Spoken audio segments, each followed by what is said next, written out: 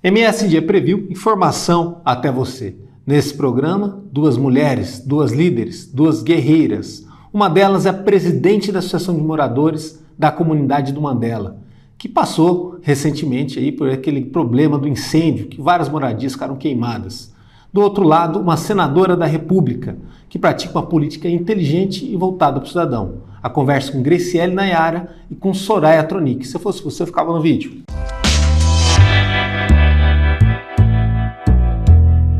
Sejam bem-vindas, obrigado.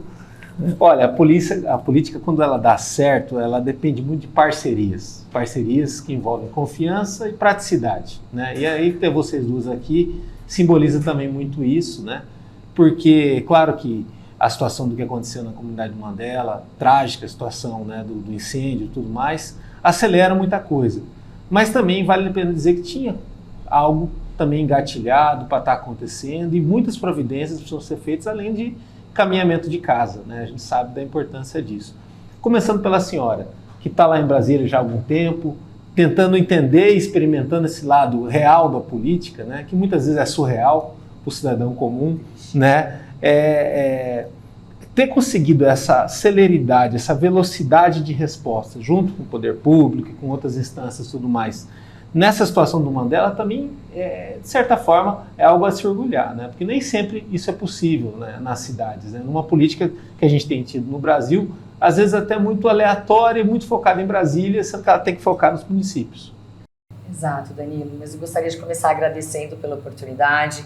Estou aqui ao lado da Grace, que é liderança da comunidade Mandela, que está esgotada. Você vê que eu tenho acompanhado. Não é fácil, né? O dia a dia ali tem sido difícil e por mais que tenhamos hoje uma boa notícia da junção de esforços do poder público e de várias esferas, como é o caso nosso aqui, do governo do estado, da prefeitura e de uma parlamentar, a gente ainda tem muitos desafios até conseguirmos colocar essas pessoas nas suas casas, né? E realmente havia um trabalho lá atrás, mas eu entro nessa história, eu com o atual governo entramos agora, né? E a partir de um drama que eles viveram, a comunidade Mandela pegou fogo. E não posso dizer assim que sobraram algumas casas, como é o caso até mesmo, porque o fogo começou nas costas da casa da Grace, né? E o vento soprou para o outro lado. Mas por mais que haja ali ainda casas que não pegaram fogo e em tese não estão desabrigados, estão todos desabrigados. É a comunidade Mandela inteira. Por isso que nós precisamos encontrar uma solução, e já encontramos, né? Agora, uma solução para todos, para a comunidade inteira. Mas essa solução vem da junção de todos, e cada um tem que cumprir o seu papel. Mas, ao mesmo tempo, nós precisamos cuidar dessas famílias enquanto essas casas não saírem do chão. O que a senadora falou é muito importante, o papel de todos. Me chamou muita atenção em 2020, uma entrevista que você deu, já assim naquele momento, sendo uma notoriedade ali, uma liderança de destaque na comunidade Mandela, explicando a questão das doações de alimentos que eram necessárias, não podiam ficar assim só naquele mês, só naquele momento, logo no começo da pandemia e tudo mais, que isso precisava continuar, porque haveria até uma tendência de aumentar o número de famílias ali, dada a situação de crise, que só assustava ainda mais com a progressão da pandemia, né? E realmente tudo que você falou aconteceu. Aumentou o número de famílias, a situação ali, a gente sabe qual que é a complexidade que é para você lidar com essa situação de política habitacional, que não pode ser só política habitacional, tem que ser transversal, né? E todos os problemas que ela envolve. E de lá para cá, infelizmente, dia 16 de novembro de 2023, vem essa notícia trágica de tudo que estava tão difícil, e aí você sabe que você está na ponta ali, você luta, você conversa, você equilibra, você media, ser ainda mais agravado pelo incêndio, né?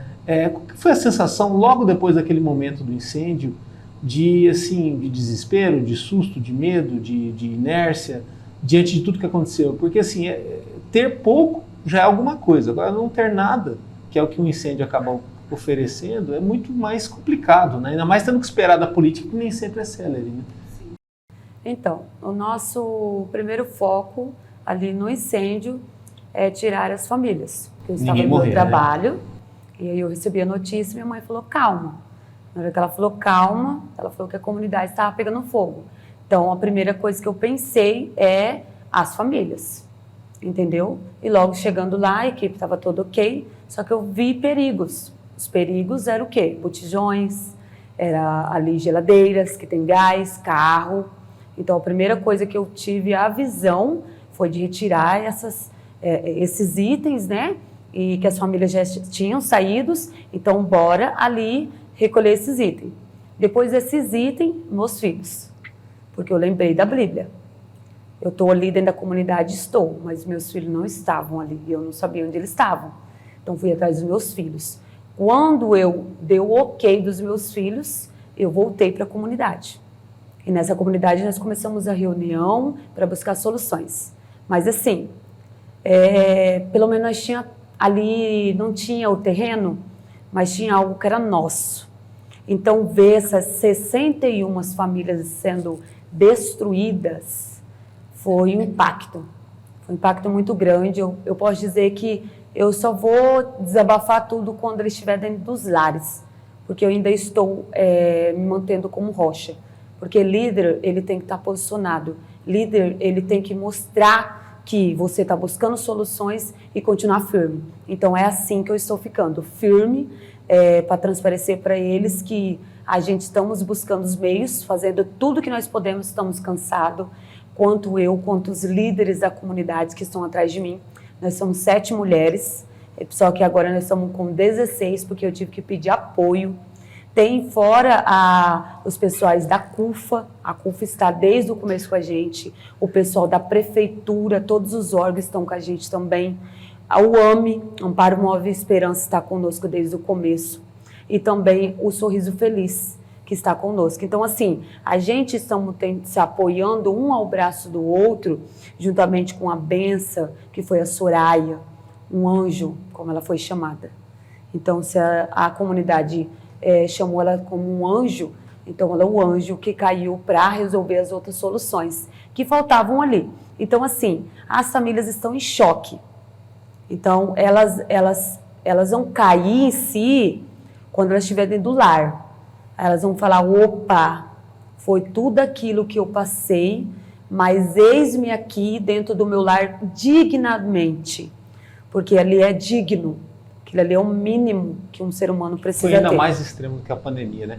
É até muito importante ter vocês duas aqui, porque a senadora Soraya Tronic é uma liderança que ela nasceu para a política num momento que o Brasil acordou, né? Naqueles movimentos de rua, 2013, com milhões de brasileiros foram pedir mudanças no Brasil, e mudanças dos mais variados tipos, de menos corrupção, de organização maior das coisas, de política pública que funcione, tudo mais. Claro que nem todos os brasileiros tiveram a chance de depois seguir para algum mandato.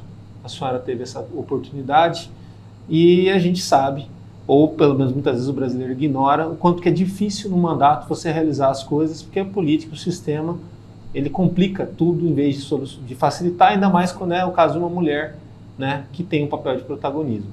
Pois bem, lá em Brasília, a gente sabe o quanto que a política habitacional ela é discutida, mas ela não avança. São milhões de brasileiros em situações de vulnerabilidade social, né, dessa questão da moradia, né, e me chama a atenção nessa questão até do Mandela, que em janeiro a prefeitura anunciou que esse ano sairia a solução, que em 2024 vocês iriam ter já a relocação de casa, ainda mais na região norte de Campo Grande. E não deu tempo, né? Esse eu acho que é o maior problema da gente, é o tempo, porque existe um relógio que ele vai andando, que ele não respeita muito a cronologia do tempo, né? É o relógio da precariedade, de amontoado de gente, da gambiarra, da energia, que tudo isso pode acabar gerando o que aconteceu no dia 16 de novembro. E tem um fator interessante, porque da casa do senhor que partiu o fogo, ele sumiu ou ele já apareceu? Sumiu. Sumiu. Vamos dizer, aquilo foi foi um acidente, né? A gente, obviamente, né, acredita em parte do princípio da boa-fé das pessoas. Mas ele não teve nem coragem. Você imagina a situação, né? É muito triste tudo isso. Então, são pessoas realmente numa situação, você imagina essa pessoa que causou tudo isso, o medo que ela sente. E nós chegamos, o poder público chegou atrasado, né? Mas chegou pelo menos, né? Chegou, tá chegando agora, mas por mais que tenha sido anunciado, não era para toda a comunidade Mandela, porque os recursos eram apenas para 100 famílias, 100 moradias, mas 133 lotes, mas sem o recurso para todas, para a construção de todas as casas, né? Então, o nosso drama agora é o fator que você acaba de dizer, o fator tempo. Porque até conseguirmos colocar o teto e colocar essa família lá dentro, o que é que fazemos com elas agora? Neste exato momento. Porque nós estamos no momento de chuva, a situação lá é precária. Por mais que haja ajuda da sociedade civil, a prefeitura está ali, está todo mundo preocupado e empenhado, eles estão morando, várias famílias, 3, 4 famílias, numa lona só. Como é que vai ser o Natal, como é que vai ser tudo isso, sendo que nós precisamos cumprir toda a legislação da lei de licitações, por exemplo, para conseguir começar a construir. Então, nós nem licitamos ainda. E aí vem esse drama, porque eu tive que explicar para todos eles, eu sou legislativo, eu não respondo pela execução, então vamos separar as responsabilidades aqui. O que nós vamos fazer e que a importância de todos vocês, sabe, da imprensa, da comunicação, é esse empenho em licitação, empenho na agilidade e convocar também para que licitantes, para que empresas venham com soluções, com tecnologia. Por quê? Porque nós não podemos, sabe, esperar que uma obra demore, sabe, 180 e tantas casas, onde há tecnologia que a gente já sabe que dependendo, constroem 3, 4, 5 casas em um dia. Até com o apoio da população. Eles podem apoiar, podemos fazer um trabalho conjunto, e é isso que a gente está trabalhando. Uma coisa é você respeitar a legislação, outra coisa é o que a gente pode agregar que não fira a legislação, que não fira a transparência. Então, é um drama, por isso que dizem que a política é a arte do possível. Só que nós precisamos correr atrás, por quê? Porque, sim, tem que ter boa vontade, tem que ter agilidade, e eu sei como é que é. Eu tenho recursos em vários municípios e aqui no estado, que o recurso já está há 2, 3 anos lá, e o município, o estado está muito em dia, mas tem municípios que, por falta de boa vontade, não executam, o dinheiro está na conta há muito tempo. Então, isso é muito triste. E essa verdade, muitas vezes, hoje, com tantas falácias, com tanta coisa, né? Essa verdade mesmo, o que importa realmente não é o que chega para a população, né? Sim, sim. E assim, eu, sinceramente, eu faço cobertura de política aí, acho que é 15 anos, algo assim, não me lembro de um senador ou senadora da República se envolver diretamente num problema de município, desse tipo de escala de problema, como foi o caso da senhora. Claro que o cargo de senador ele é um cargo mais republicano, mais distante, mas envolve também a sensibilidade política, então está de parabéns. Em Campo Grande existe um projeto, né, que foi dado até divulgação nesse ano, de mais pessoas terem endereço. Muita gente mora em Campo Grande em regiões que são parcelamentos, não são nem bairros, e a gente sabe a quantidade de favelas que aumentou, são quase 150, algo assim, né? E a do Mandela era uma das maiores, né? Mas a gente sabe que tem outros locais também, que a coisa também está bem complicada, como a região da Homix, né, tudo mais. Trazendo aqui a representante da CUFA, ela me lembrou uma situação aqui para mim, para o público, super importante, né?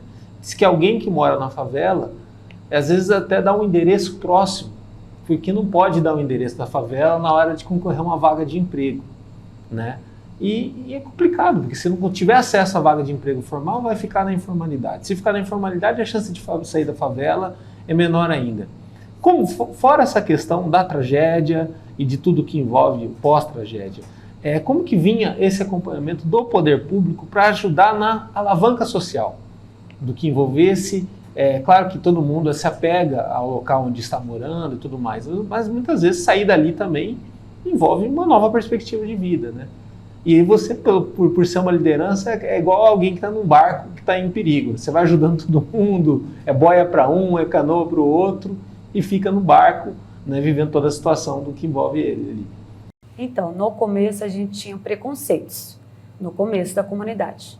Então, primeiro, já começou pela comunidade, entendeu? Comunidade, eu considero comunidade, não favela. Porque a favela, a gente tem favela dentro da comunidade, aqui em Campo Grande. Comunidade é mais bonito. Sim. Essa favela a gente tem que tirar da nossa boca. E aí a gente tinha preconceitos. Por quê? Por morar em favela, que esse era o nome de lá, a favela do Mandela, ou Morro do Mandela. Então, vamos trazer novas ideias para eles. Então, o que acontece? Antes você não poderia falar que morava dentro da comunidade, porque eles iam falar, mora em favela, então é favelado e vai roubar. Aí você não pode ter 10 filhos, porque você vai faltar ao serviço. Então você não pode ter filhos, mais de 10 filhos, que daí era mandado na entrevista embora. Então eram alguns preconceitos. Primeiro, posto de saúde. Fui procurar um posto de saúde, ela falou que nós era invasores, que a gente não tinha direito de ter um atendimento à saúde. Então assim, tinha preconceitos até eu chegar, até eu saber. Entendeu? Porque, querendo ou não, eu tive que criar uma maturidade cedo pelos meus filhos. Então, eu entrei primeiro com a comunidade e comecei a exigir. Aí teve pessoas que falaram, nossa, tão nova já sendo determinada. Eu falei, qual o problema da minha idade? Aí, como que aconteceu? Consegui os direitos da saúde, consegui entrar pelo programa Print com o meu endereço da minha comunidade. Entendeu? E comecei a dar essas orientações para as pessoas. O CRAS, se você descobrisse antes, se você trabalhava, tinha, dependendo do que você era muito autoritária, tinha coisas erradas para te afetar, até eu chegar novamente. Entendeu? Então, quando o povo chegava com reclamações de qualquer tipo de órgão, eu batia de frente. Porque se eu sou líder, eu escolhi ser líder, eu tenho que bater de frente por eles, porque eu estou lutando por eles, entendeu? Então, assim, tinha preconceito sim, muito preconceito. Hoje em dia eu não considero mais, porque hoje em dia nós somos assistidos. Antigamente nem os moradores entravam dentro da AMAFS, hoje eles entram, hoje a AMAFS vem até nós. Antes, a única coisa que nós não sempre é vereadores, sou bem sincera, porque teve vereadores sem algumas coisas.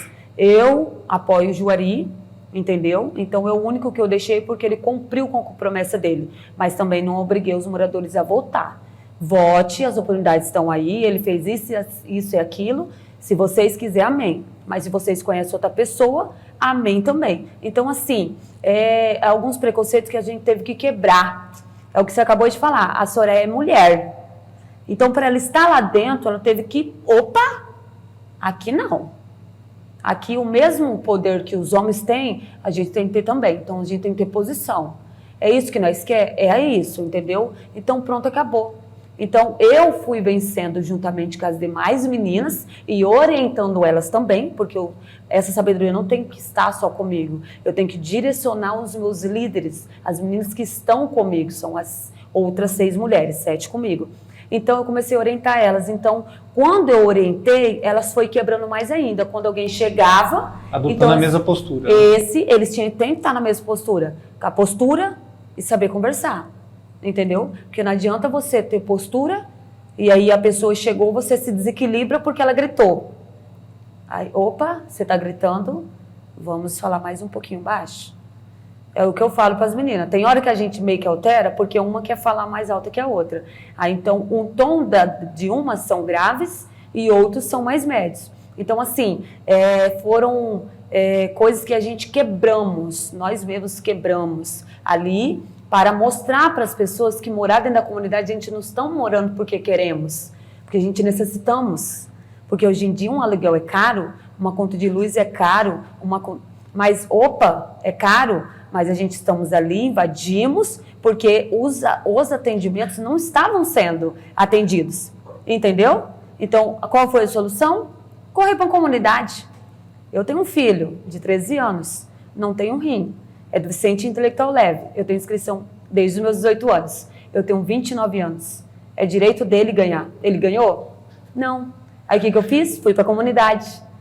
Agora eu tenho meu direito. Então, como que as pessoas querem cobrar algo conosco, sendo que não tem um cumprimento dentro dos órgãos? Então, dos meus 18 até 29, com laudo, sendo corretamente eu não tive direito, então vamos para outros meios. Então, com esses outros meios, a gente conseguimos os nossos direitos e mostrando para ele que independente em qualquer situação ou local que você está, você tem direito, entendeu? Você tem que quebrar essas regras, esses pensamentos que não cabem em certos locais e certas maneiras, entendeu? A gente tem que mostrar para ele que por mais que ele tenha um patamar aqui, a gente não tem faculdade, mas nós aprendemos com a vida.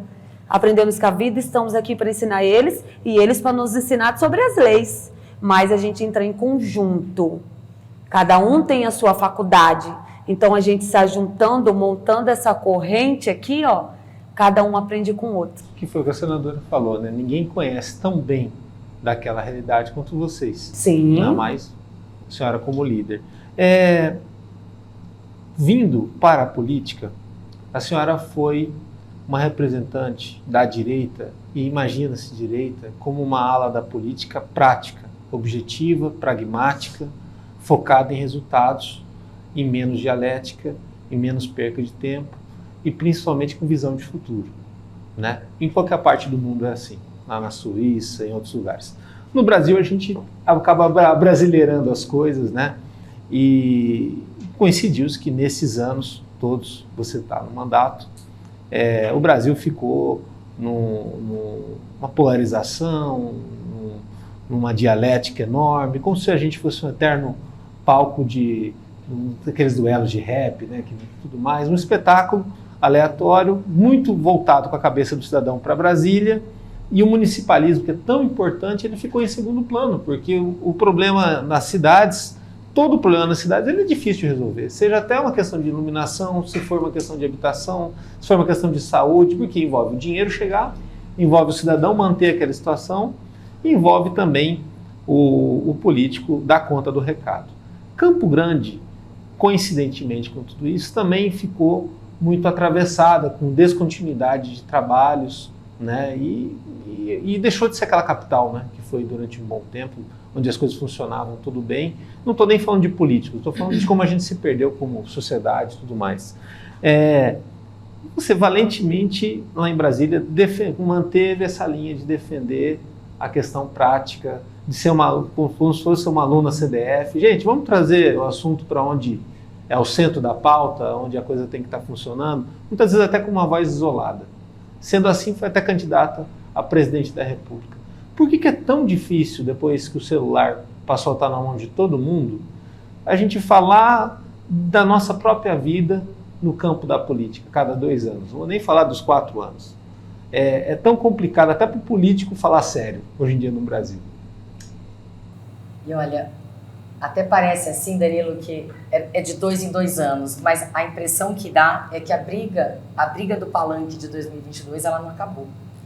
Então, eu costumo dizer assim, olha, eu decido o palanque. Enquanto isso, a comunidade está ali esperando, o posto de saúde está ali esperando. Porque a briga é de dialética, a briga é no campo ideológico. E quando as pessoas elas só sabem viver numa simples dualidade, e eu dizia na campanha, o Brasil não é o Brasil do P ou do L.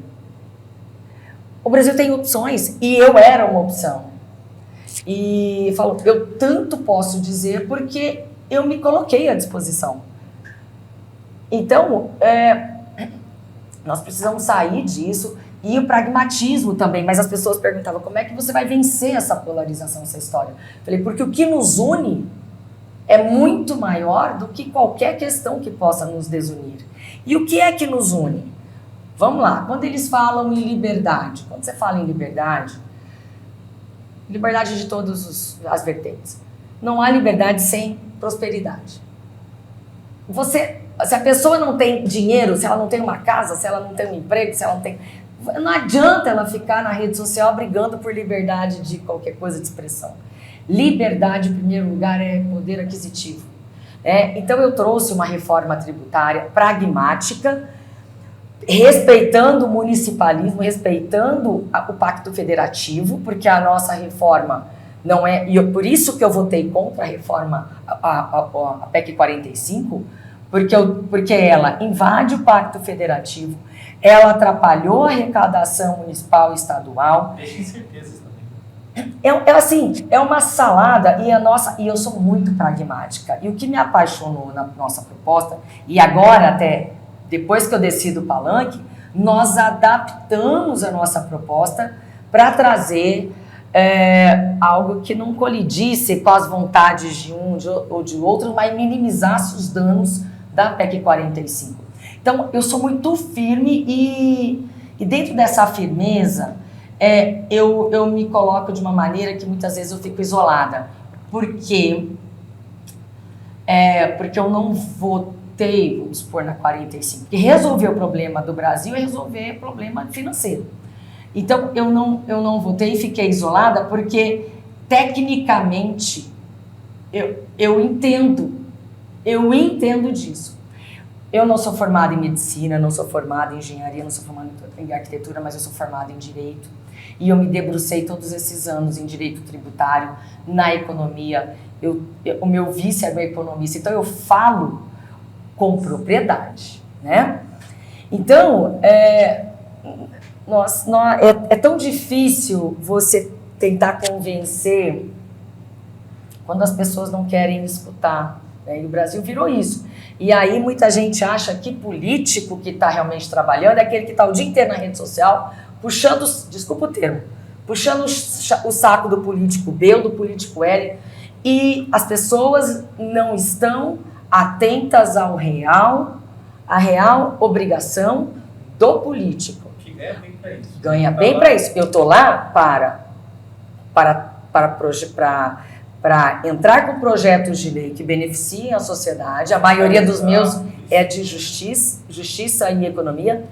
Eu tenho que legislar e fiscalizar. É isso que eu estou fazendo? Eu sim. Agora, quem mais ganha Ibope é quem está o dia inteiro lacrando na rede social. Então, isso fala, meu Deus, o tanto que a população precisa amadurecer, o tanto que é importante uma liderança como ela, respeitada, porque adquirir o respeito ali, você vê a maioria mulher, né? Sim. Mas... Ter voz, né? Mas a gente precisa, né, criar na população brasileira uma maturidade política, porque muita gente, de uns tempos para cá, acha, né, que adquiriu maturidade porque a rede social dá um poder para você. Tudo bem, todo mundo tem o direito de voz, mas não o direito de xingar apenas por xingar e de simplesmente olhar só porque você não gosta do meu candidato B ou L, eu te odeio. E o que você fez de bom, né?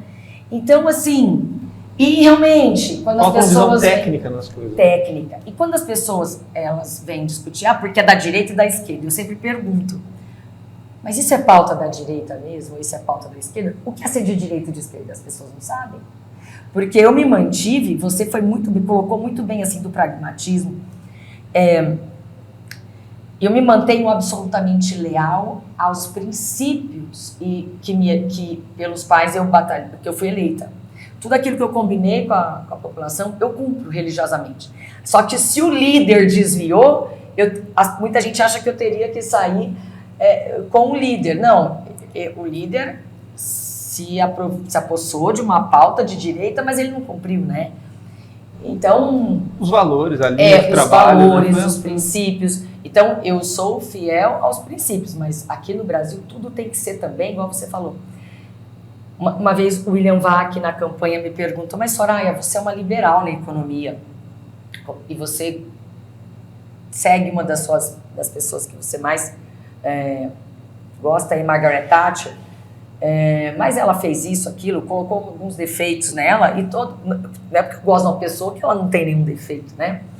Mas, acima de tudo, ele falou assim, só que você votou para a prorrogação do auxílio emergencial e ainda votou para aumentar o auxílio emergencial. Mas como que uma liberal faria isso, sendo que isso é populista? Eu disse, VAC, eu não posso pegar o conceito de liberdade econômica lá da Inglaterra, do tempo não sei de quando, e tentar numa caixinha e colocar no Brasil, que é cheio de diferenças. O meu liberalismo é customizado à lá brasileira. E eu falei assim, mas da onde saiu esse termo? Eu falei, acabei de inventar. Então, eu tenho que me adaptar às necessidades da população, que é quem paga imposto. E mais um detalhe, a emenda 45 não desafogou totalmente, porque a injustiça nossa tributária é fazer com que a maior carga tributária, a carga tributária recai sobre consumo. Então, é eu que ganho mais do que fulano, beltrano, do que eles pagam a mesma carga tributária da maioria, que é sobre consumo. Então, isso nós não mudamos, sabe? Só que as pessoas não querem ouvir, elas querem saber se o fulano é contra a reforma, então eu também tenho que ser. Então virou uma guerra, a reforma tributária saiu do mérito dela e virou uma briga política. Então, se a pessoa é a favor da reforma tributária, ela é contra o Lula. Não, eu fui contra, mas não significa que eu seja contra. E sobrepõe outras discussões e grandes problemas, difícil, né? Agora, claro que é uma pergunta até meio delicada, mas eu vou fazer da forma mais correta possível. Uma coisa que eu vejo como brasileiro que me incomoda muito, como cidadão e como jornalista também, é essa dificuldade que a gente tem no nosso país de identificar problemas e resolver problemas. Que é justamente o que eu dei os parabéns para a senadora. Se a geladeira lá de casa estraga, eu vou chamar 3 pessoas, eles vão vir com o orçamento, tentar identificar qual que é o problema, e um deles vai consertar. E depois eu vou ter que dar um jeito de pagar aquilo ali e vai se resolver. É muito complicado e até idiota da política no Brasil, a cada 4 anos, a cada 2 anos, descobrir o Mandela. Vai lá, descobre, e aí mapeia, pega o nome de todo mundo, anota, conversa, vê, conta quantas famílias, vê, parece que o governo do estado vai estar caminhando para um fim disso, um tal do painel da vulnerabilidade, que vai servir como documento para quem quiser lá fazer alguma coisa. Mas assim, durante vários anos a gente ficou patinando, e enquanto isso aumentava a comunidade, como aumentava várias pessoas em vulnerabilidade. Qual que é o sentimento de vocês que estão do outro lado, toda hora acabar passando por um censo e entender, tudo bem, se é informação a gente dá, mas a gente precisa da solução da coisa. A gente se sente esquecido, como se a comunidade Mandela Invisível, não existe. Né? Vamos colocar, eles colocam uma venda, mas quando é na parte da política, opa, vou tirar essa venda. Exato. Aí vamos lá, vou pegar um nominho, já chegou de pessoas pegar nome, usar nome dos moradores, usar o meu nome, pegar benefícios ali e atender outras pessoas. Então, opa, eu só vou ali para fazer uma tramoinha, eu vou ali para iludir, e aí depois, tchau, obrigado. Eu vou te dar casa, não se preocupa não. A palavra que eles usam, fique em paz, fique em paz, fique em paz. 7 anos? Fique em paz? E você foi vendo isso acontecer com o vizinho, com outro vizinho, com a vizinha? Que é muito triste, então né? É assim, as pessoas falam assim, quando que nós vamos ser vistos? Agora nós estamos sendo vistos. Pegou fogo. Mas aí que a palavra tem maus que vêm para bem. Teve que acontecer, infelizmente teve que acontecer. Perderam tudo, perderam. Mas teve, os olhos vinham até nós. Porque a partir do momento que você está na direção correta, você está indo reto, a liderança está reta, você está fazendo o seu papel, Deus entra em ação. Deus entra e fala, opa, preciso pegar algumas pessoas ali para ver eles. Porque a gente não tinha visão. Eu vou resolver, vou pegar cadastro, vou fazer. Quando vai fazer? Isso, né? Pandemia, a gente conseguimos através de nós falar. A gente não consegue as medidas, a gente vai pedir para um órgão público, eu vou ver. Se a gente não dá a nossa cara a tapa, mostrar a nossa cara, seja de jornal ou a gente fazer um vídeo ali, a gente não consegue, entendeu? Então, é assim, eles tratam a comunidade Mandela, eu vou resolver. Vou resolver na hora que quiser. Grace, é meio que brigar contra a invisibilidade. Isso. Né? Se deixar, o sistema te coloca invisível. Mas aí você vai lá, grava um vídeo, a gente conversa, tem que ficar ali. bate na porta para não Pra falar a verdade, invisível. é como se esse copo tá aqui, né? Aí a comunidade está aqui, a gente tem que fazer assim, ó. Pra eles ir na frente. Entendeu? Entendi. Se você não empurrar, você ficar aqui, ó. O líder ficar aqui, eles vão ficar que nem um líder. Entendeu? Então vai empurrando para frente, opa, a gente precisa ser visto, vocês precisam cumprir, porque isso é lei. É lei. Então levar, igual estavam falando aqui, a levar o nosso caso à frente, vou quebrar algumas coisas ali, é o que a Soraya acabou de falar.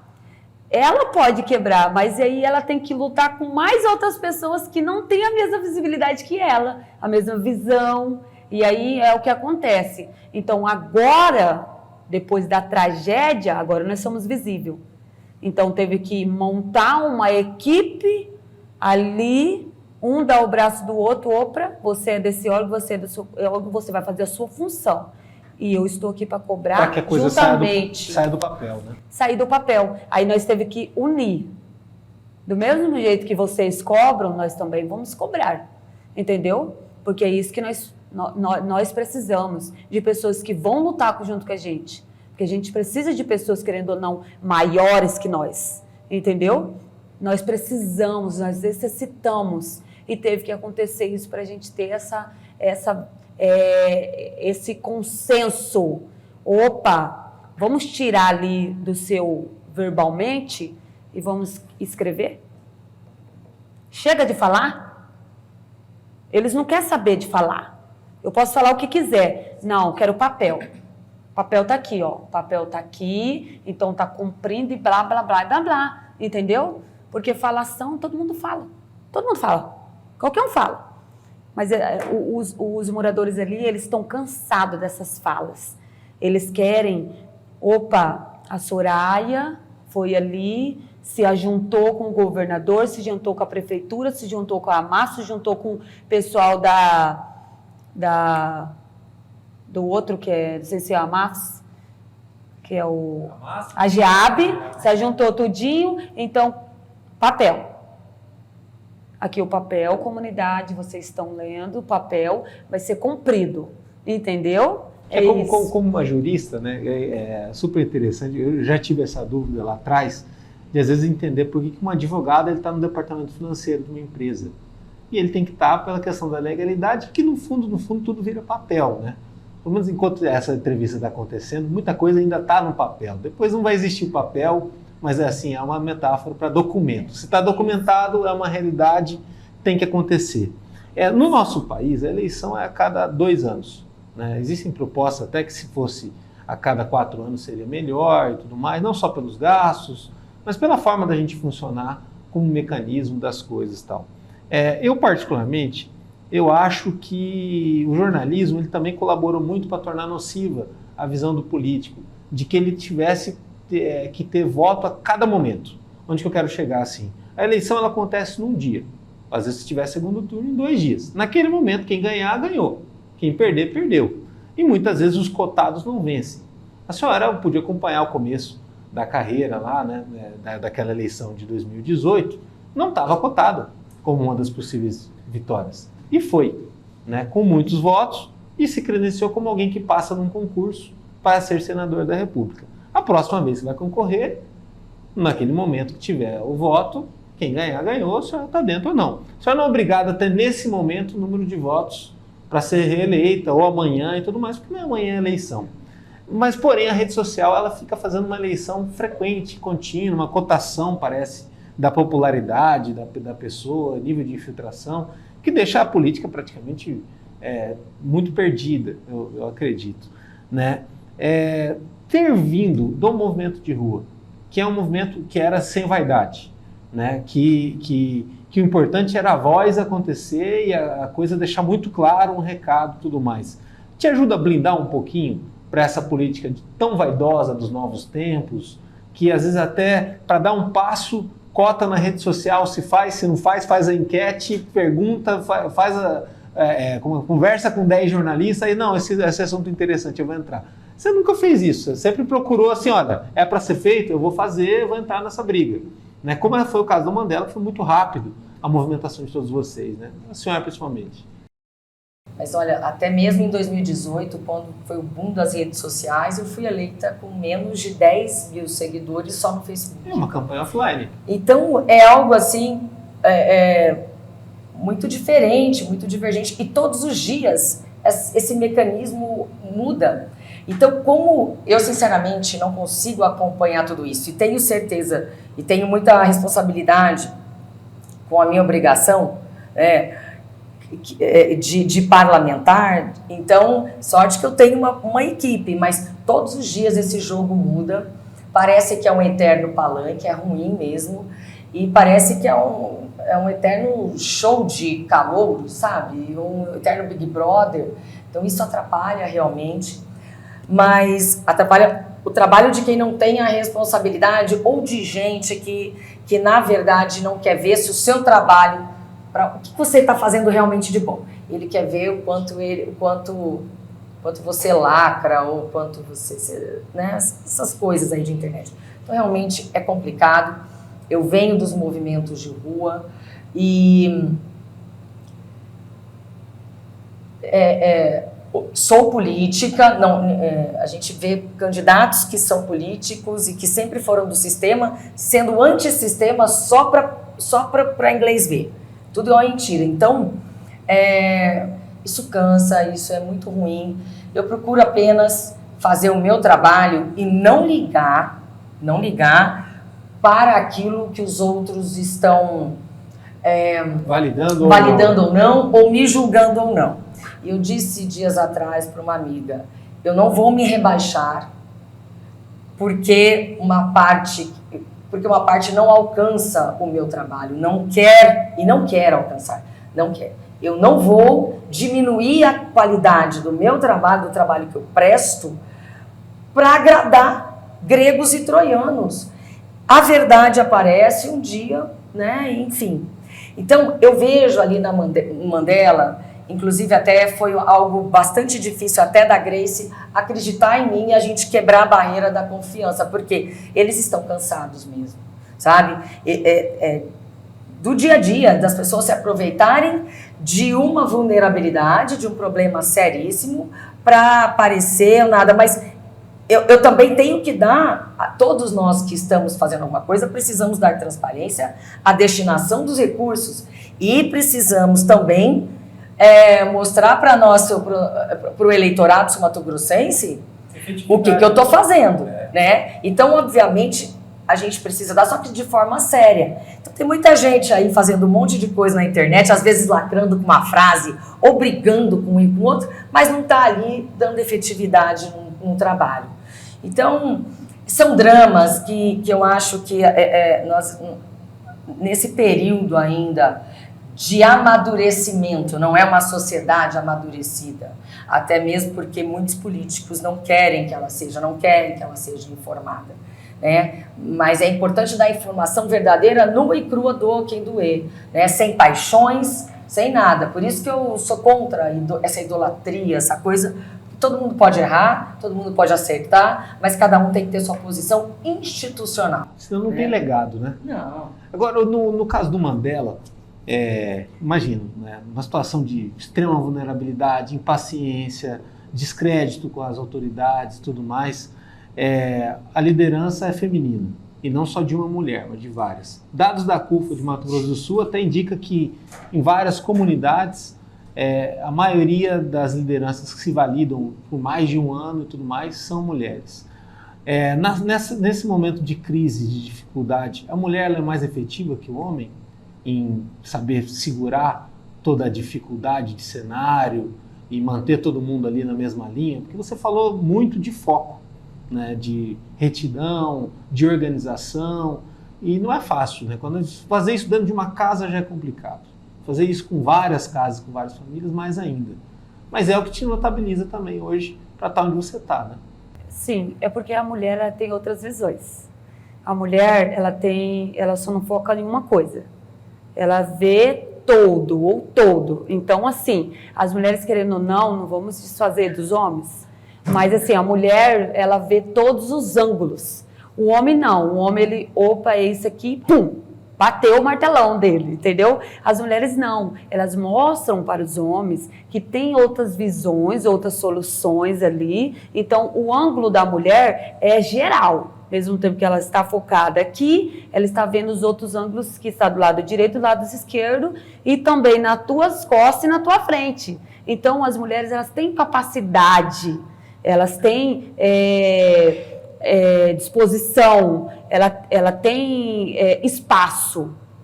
Elas têm que aprender que em todo local ela tem aquele espaço ali e elas vão concluir tudo que elas almejam. Mas para isso tem que, bora para frente, bora seguir no passinho, bora criando essa maturidade, sai do seu comodismo e vamos criar maturidade e ir ajudando uma outra. Então, a nossa visão é diferente, entendeu? Então, por isso que a gente a maioria estão buscando a liderança não para competição, mas para mostrar ali que a mulher, ela tem outras visões e pode demonstrar para as outras pessoas, ensinando essas outras pessoas que não têm essa visão e não essa maturidade para conseguir esses espaços, entendeu? Então, a mulher, ela é competente, muito competente. Então, assim, a partir do momento que ela se descobre e cria essa maturidade, ela chega longe, entendeu? Ela só tem o que seguir é para frente. Porque o para trás, ela já acabou, entendeu? Então, eu acredito muito no potencial das mulheres. Por isso que eu escolhi 6 mulheres abaixo de mim. Do meu lado, não abaixo. Estão do meu lado. Estão do meu lado. Eu estou aqui, elas estão do meu lado. Tive que ter apoios. Eu tive apoio de um homem, não deu certo. Porque ele não respeitou eu. A partir do momento que eu falo, ergue a mão. Seja para o senhor, seja para a prefeita, seja para a senadora. Eu vou falar, você escutar. Então, eu enfiei um homem e já não deu certo. Então, preferi continuar com as mulheres. Entendeu? Porque tem que ter o respeito e eles entenderem que as mulheres não estão para competir, e sim para se unir. Entendeu? Então, o potencial da mulher, a partir do momento que ela descobre esse potencial, acorda e se posiciona, ela vai longe. Aplica essa liderança. Até um momento que não pode perder tempo, né? Então, assim, se não contribuiu...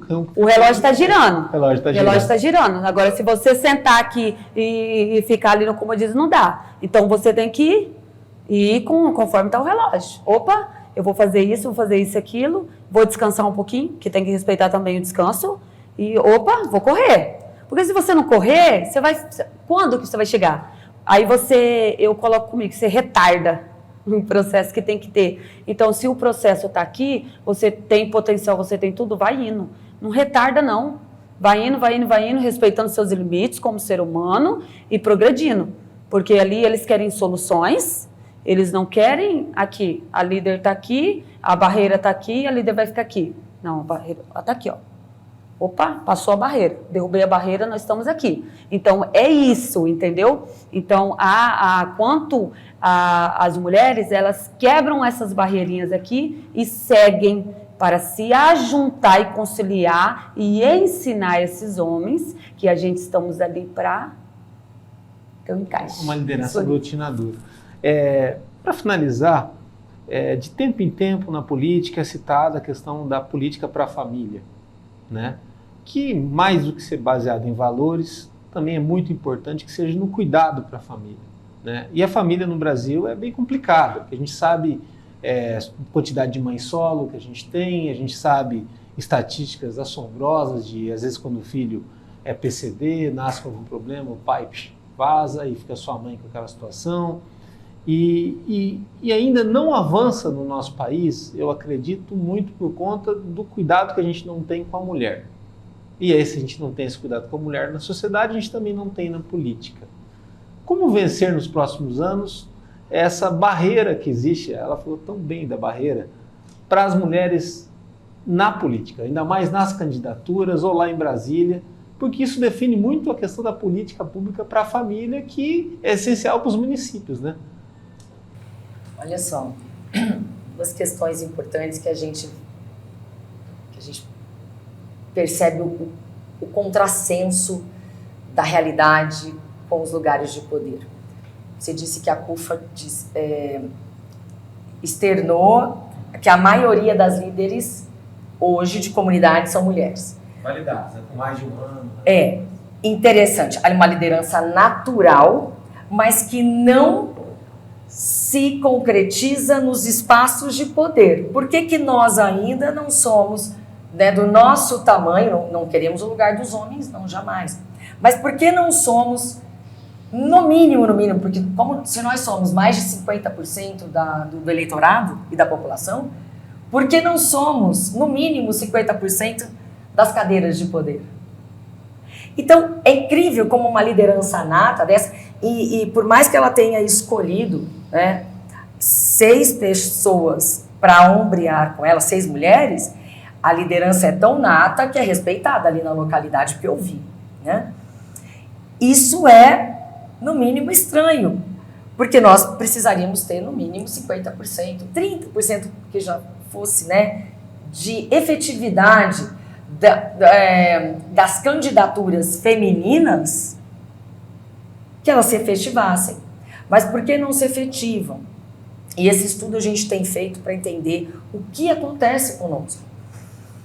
Nós temos apenas a garantia de 30% de candidaturas femininas, mas não de cadeiras.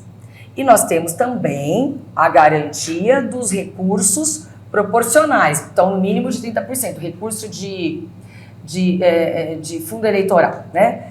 Então, se eu tenho 35% de mulheres candidatas, eu tenho que ter 35% de recursos destinados a elas. Mas principalmente por quê? Porque, além do fato de não termos a obrigatoriedade legal das cadeiras femininas, e bem que nós tentamos em 2021, nós aprovamos lá no Senado Federal uma legislação que começaria em 2022 com 18%, depois sucessivamente aumentando de 2 em 2, para alcançarmos em 2030 os 30%.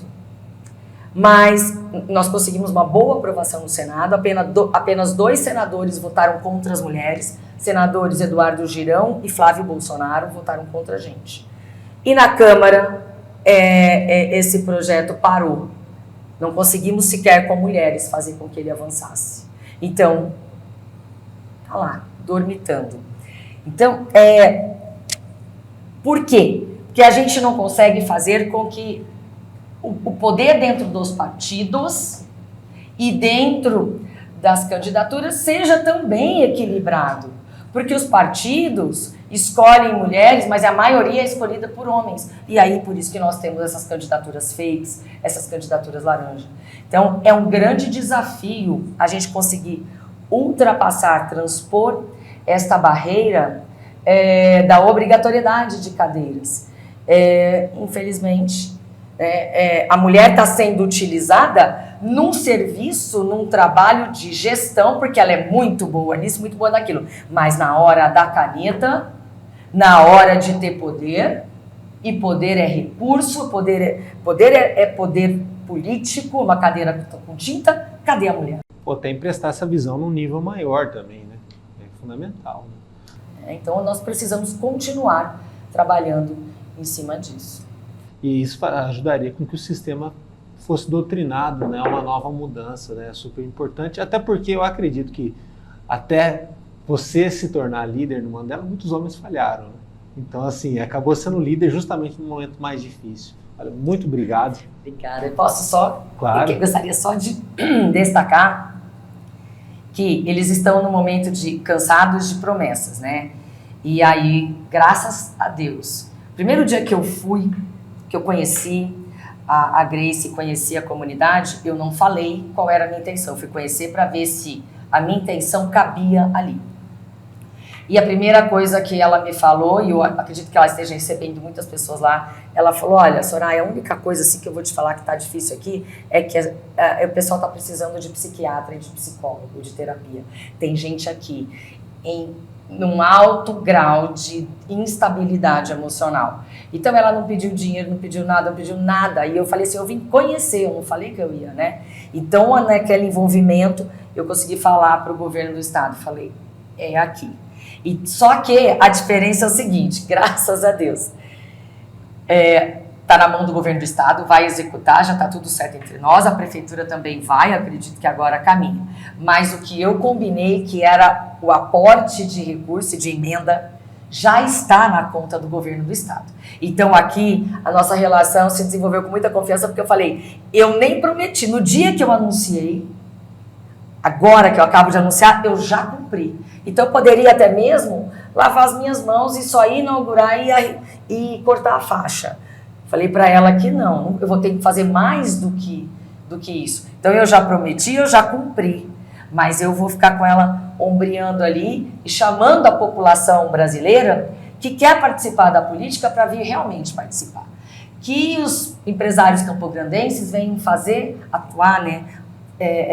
Eu digo que eu comecei de uma cidadania responsável e participativa. Ela exerce cidadania porque ela não tem cargo. Ela exerce a cidadania dela de forma muito ativa e direta. Eu comecei assim. Então eu quero chamar todo mundo. Quer vir fazer política? Quer falar? Quer fazer? Vem participar. Vem fazer. Que é muito fácil, Danilo, né? Você ficar nessa fila dos que só reclamam e criticam. Vem fazer. Então nós estamos abertos, né? A comunidade Mandela também está aberta. Então eu gostaria só de deixar isso, que está cumprida a minha parte. Excelente. E mandar um beijo, né? Olha, obrigado. Pessoal, eu que agradeço. Mandar um beijo para todos lá da comunidade Mandela, para as líderes, para os apoios, para os colaboradores, para todos os órgãos que estão ali lutando com a gente. E mais uma meta sendo concluída, não sendo só falada. E um beijo da Graciele, da Soraya, do Danilo, de todos que estão aqui. E acompanha nosso trabalho no www.msdia.com.br. Lá no YouTube tem os cortes, entrevistas completas, também muita coisa no Instagram e no Facebook do MS Dia. Até a próxima.